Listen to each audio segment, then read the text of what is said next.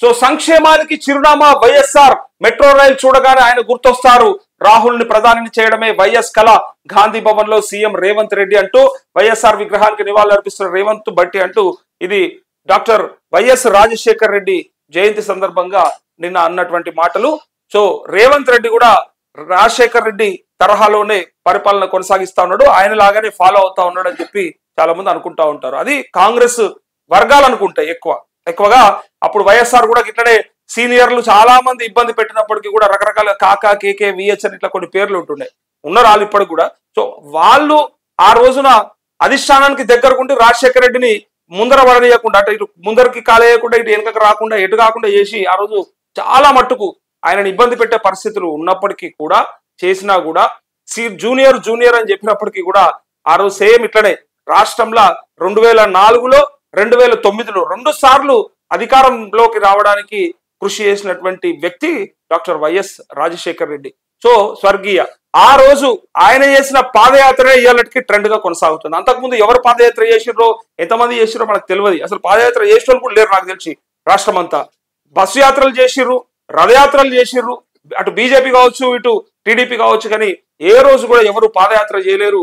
ఆ రోజు ఆయన పంచె కట్టుకొని రోడ్లపైకి తలపాగా చుట్టి నడుచుకుంటా వస్తా ఉంటే ప్రభుత్వమే మా దగ్గరకు వస్తుందని చెప్పి సామాన్యుడు భావించిన ఆనాడు ఆయన అధికారంలోకి తీసుకురాగలిగింది. ఆ ఆలోచనతోనే ప్రజలు చాలా దగ్గరైనరు డాక్టర్ వైఎస్ రాజశేఖర రెడ్డి గారికి. సో ఎందుకోసం అంటే అప్పటి వరకు ఆ అధికార యంత్రాంగం అన్నా లేకపోతే నాయకులన్నా ఇంకా పరిపాలన కొనసాగించేటోళ్ళన్నా ఎక్కడో ఉంటారు, దూరంలో అద్దాల మేడలు ఉంటారు, కారణాలు ఉంటారు. మనకు కనీసం మన బాధలేంది మన సమస్యలేంది అడిగేటోడు కూడా ఉండడు, మనం పోతే చెప్పుకోవడానికి కూడా ఉండదు అని చెప్పి అనుకునే కాలంకి వెళ్ళి నేనే నీ దగ్గరకు వస్తున్నా అన్నట్టుగా ఆయనే రోడ్లపైన నడిచిండు, పిసిసి అధ్యక్షుడి హోదాలో, ప్రతిపక్ష నేత హోదాలో. సో అందుకోసం ఆయనని ఆదరించిన ప్రజలు 2 సార్లు ముఖ్యమంత్రిగా చేసుకున్నారు. కానీ దురదృష్టవశాత్తు ఆయన హెలికాప్టర్ దుర్ఘటనలో మరణించడము. సో ఇంకా ఆ తర్వాత పరిణామాలన్నీ చూసినాం మనము. రోషయ్య కావచ్చు, తర్వాత కిరణ్ కుమార్ రెడ్డి కావచ్చు, ఆ పరిపాలన, ఆ తర్వాత మనం తెలంగాణ సాధించుకోవడం ఇవన్నీ. బట్ ఇయాల్టికి రాజన్న పైన ఉన్నటువంటి అభిమానంతోని రాజన్న బిడ్డలను కూడా ఆదరించిండ్రు. ఇక్కడ వైఎస్ఆర్టీపీ పెట్టుకున్న షర్మిలను కూడా ఆదరించిండ్రు.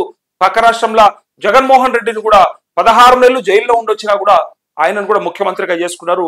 అది ఒక రాజశేఖర రెడ్డి బిడ్డ అనే పేరుతో మాత్రమే. ఎందుకంటే తర్వాత ఆయన క్రెడిబిలిటీ ఏమైనా పెంచుకోవచ్చు కానీ సో మొదటగా మాత్రం ఆయనకి ఎంట్రీ కార్డు దొరికింది మాత్రం రాజన్న బిడ్డగానే.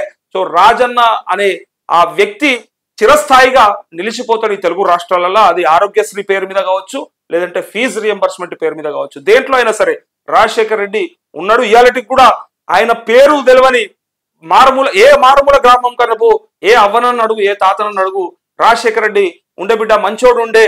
చాలా నిజంగా మా అందరికి కూడా అప్పుడు పెన్షన్లు ఇచ్చుడో లేకపోతే అప్పుడప్పుడే పైసలు పెట్టుకొని దవాఖానలకు పోవాలంటే మేము భయపడేటోళ్ళం, చచ్చిపోయేటోళ్ళము. అట్లాంటి పరిస్థితులకు వెళ్ళి ₹1 కూడా తీసుకోకుండా ఉచితంగా వైద్యం అందించిన ఆయన నువ్వు ఎట్లా మర్చిపోతాం బిడ్డ అని చెప్పి అంటారు రియాలిటీ కూడా. సో రాజశేఖర్ రెడ్డి పేరు అట్లా చిరస్థాయిగా నిలిచిపోయింది. అదే నిన్న గుర్తు చేసుకున్నారు.